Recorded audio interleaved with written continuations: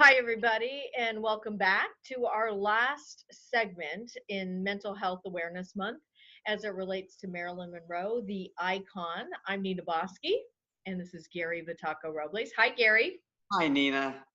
And Gary is a mental health professional, but is also the acclaimed author of Icon, The Lifetimes and Films of Marilyn Monroe. Look at these babies, how big they are, volumes 1 and 2. You are a go-to person as it relates to Marilyn, and I can't think of a better person to be doing this series with than you. And it's been a wonderful journey and quite a deep journey these last several weeks, right? We've been on this journey for many years together, and I'm really glad we're getting out the message that Marilyn offers so many people in increasing awareness of mental health. Well, in recapping in this series, what we'd like to do today is recap the different areas of Marilyn's life and the areas that she struggled that you also may be struggling in. But also, we'd like to, with her birthday coming up on June 1st, that we will also share and shed some light around the resiliency and the strength and just the beautiful heart that this woman and human being had, not just a star and an icon, but really a human being that had a beautiful heart inside. So let's recap. Let's go back to the beginning of this month when we went right there at the very beginning and talked about physical and sexual abuse, which Marilyn obviously had. And let's just recap for people that are maybe just tuning in right now. Marilyn had what in her early stages of her life? Well, we know that there was an intergenerational history of mental illness that went back at least to her great-grandfather who took his own life. She had a grandmother who was diagnosed with manic depressive disorder, which today we call the bipolar spectrum. She had a mother who was institutionalized for many years due to schizophrenia. Probably her uncle had a mental illness as well, and he kind of disappeared from the family's life. So Marilyn had a genetic predisposition to these illnesses, and unfortunately, her early childhood set her up for many adverse childhood experiences. So her mother was unable to care for her, and so in the homes of other individuals, she experienced neglect, poor attachments, physical abuse, sexual abuse over time by multiple offenders, some of them adults, some of them in caregiving roles. And then she was married very early to avoid going back to an orphanage. So she experienced what we call complex trauma, which definitely led to some structural changes and wiring changes in her brain, which set her up for some difficulties later in life. Children can be resilient and bounce back from trauma when they receive developmentally and emotionally what they need from the adults in their lives. However, unfortunately, Marilyn didn't receive that in her experience. So, she didn't have very many protective factors to bolster her resilience, but she had something internal which was very strong and resilient in its own right. And so she entered adulthood, hoping that the film industry would be able to propel her in such a way that she would receive attention and love, which was so absent from her early childhood. And then we move to what we know of as borderline personality, and we moved into that, which is what we know now that Marilyn most definitely, obviously, she had a lot of fear of rejection and abandonment, given what you just said, right, Gary? What's the recap of that as it relates to Marilyn? Well, borderline personality disorder is a pervasive challenge in identity and impulse control. It really disrupts the ability to be safe in relationships. There's an extreme fear of rejection and abandonment. There's sometimes self-harming behavior or suicide attempts in order to keep people close, keep people from leaving, and sometimes as a way just to end severe emotional pain, because folks with borderline personality disorders have real challenges in regulating their emotions and navigating relationships. So they tend to have very unstable relationships, tumultuous relationships. And so, clearly later on in life, this was exacerbated in Marilyn's case and is well documented by the last psychiatrist who treated her, Dr. Ralph Greenson. And if anybody is dealing with borderline personality, and we're going to get into bipolar in just a moment, this is Mental Health Awareness Month. Dr. Phil's certainly a big proponent of this on the national stage. You've got Oprah right now and Prince Harry teaming together for a documentary. You've got celebrities much more willing to talk about it, which back in the day, Marilyn was the only one talking about it. So what would you say to somebody that is dealing with a possible borderline personality, either a loved one or themselves? Well, don't panic and reach out for some support, because it does require a mental health professional to help establish the diagnosis and to prescribe the interventions or to make referrals to the appropriate treatment providers. And so there's many forms of effective treatments in the modern age so that people can live the full capacity and potential of their lives. So it should not prevent anyone from living a full life. But it's important to link to a professional. It's important to develop a relationship with a professional that you feel comfortable with.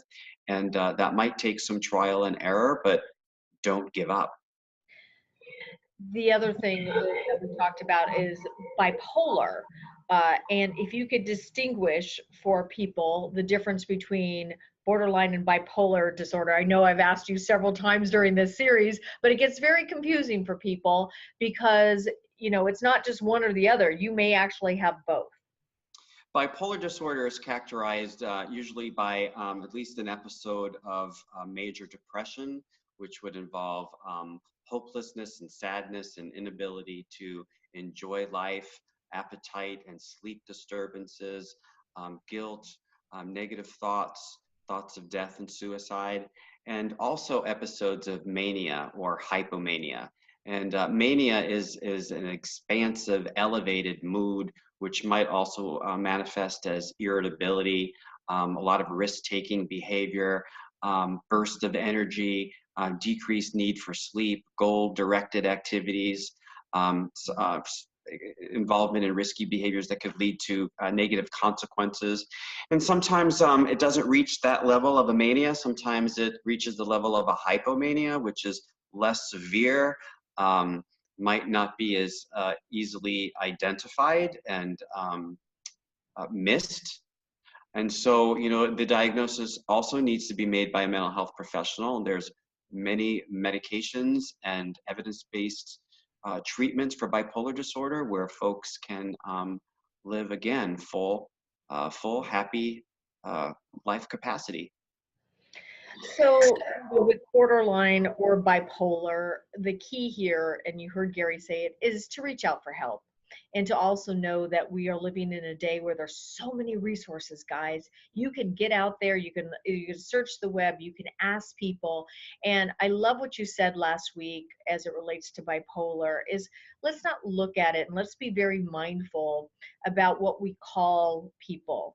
That, oh, this person's being bipolar, because you wouldn't say that. And I loved what you said. You wouldn't say that, oh, this person's just being cancer. You wouldn't put that kind of label on a person. So let's be more mindful, because I think the more mindful we are and the more compassionate we are and the more open we are to being able to realize that there's a lot of people walking around that are either depressed or have some kind of mental illness disorder in the United States, in the world, really, right?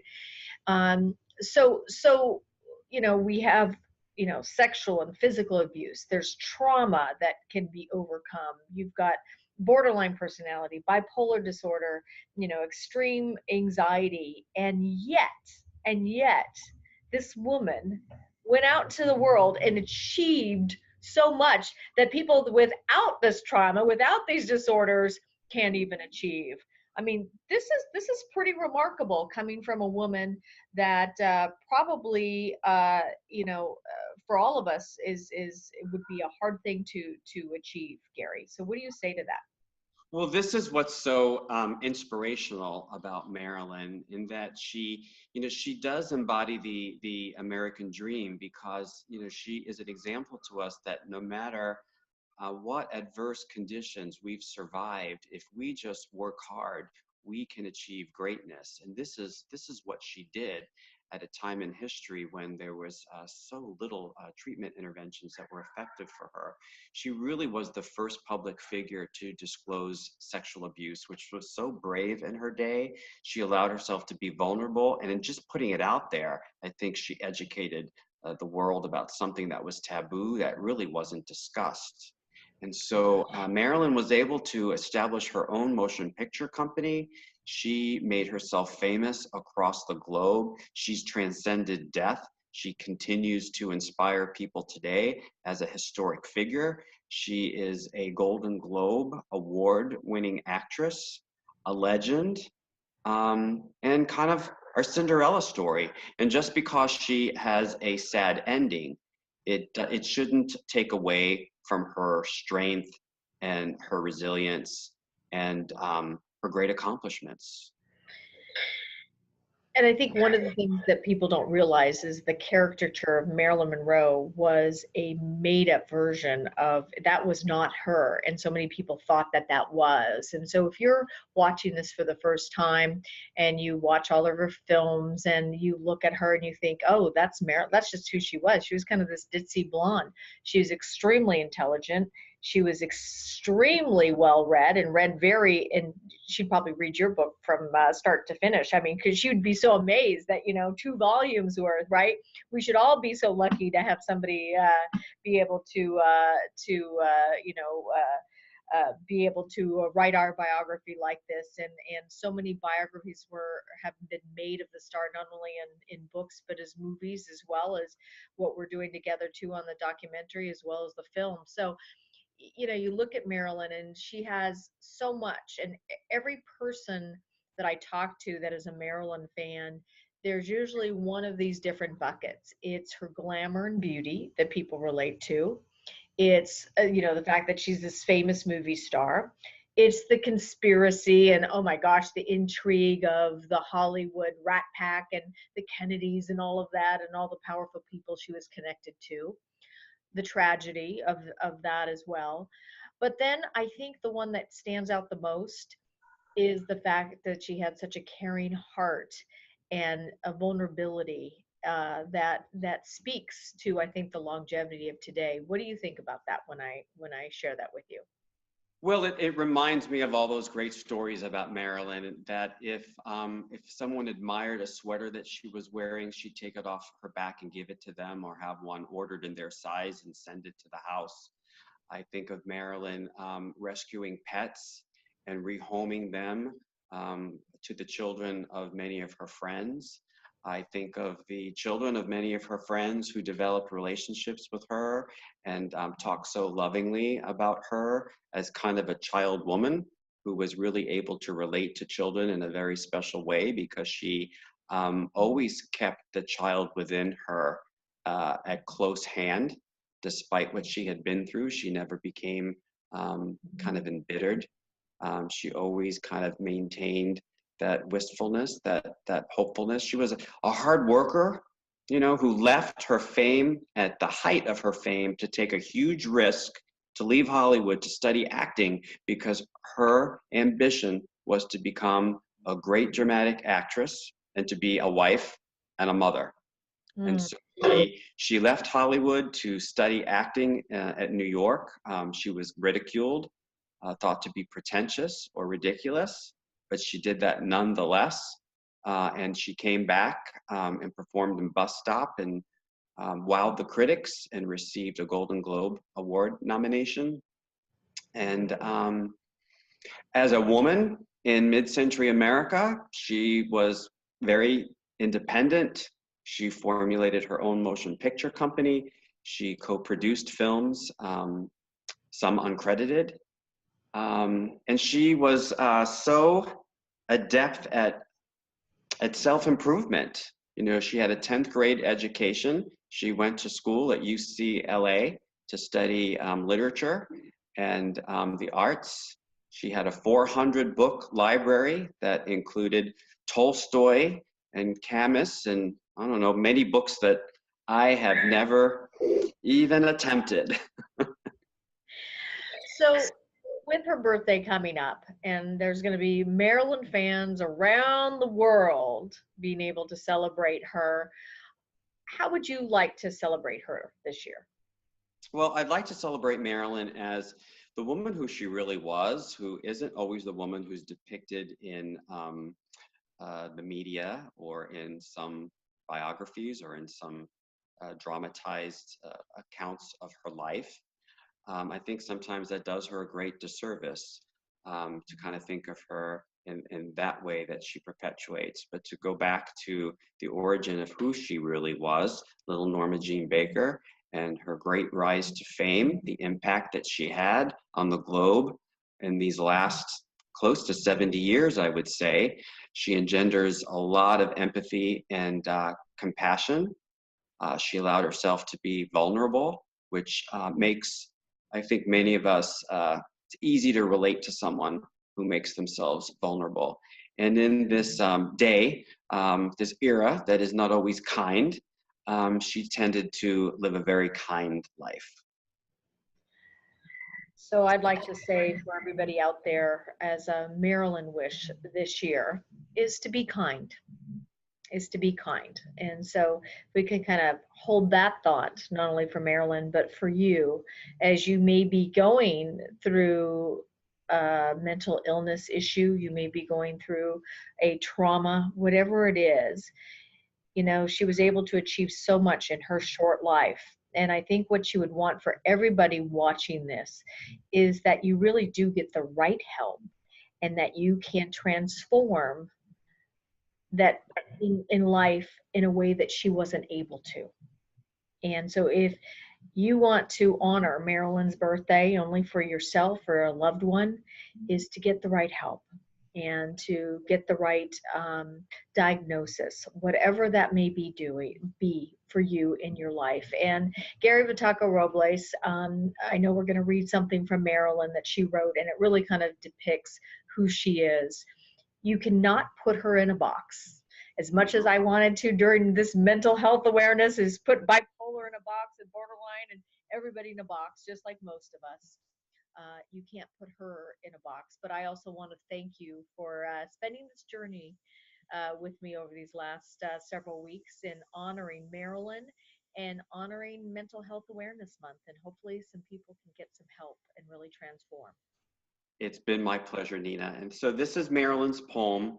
And Marilyn had a very insightful way of identifying the challenges in her life, but also her resilience. So in this poem, you'll hear kind of a balance of her struggles and what she sees within herself as strength. Life, I am of both your directions. Life, somehow remaining hanging downward the most, but strong as a cobweb in the wind. I exist more with the cold, glistening frost, but my beaded rays have the colors I've seen in a painting. Ah, life, they have cheated you. So on that note, we will leave you as we embark on Marilyn's birthday coming up on June 1st. And as always, what are we going to do, Gary? We're holding a good thought for Marilyn, who would have turned 93 June 1st, and we're holding a good thought for you, our audience.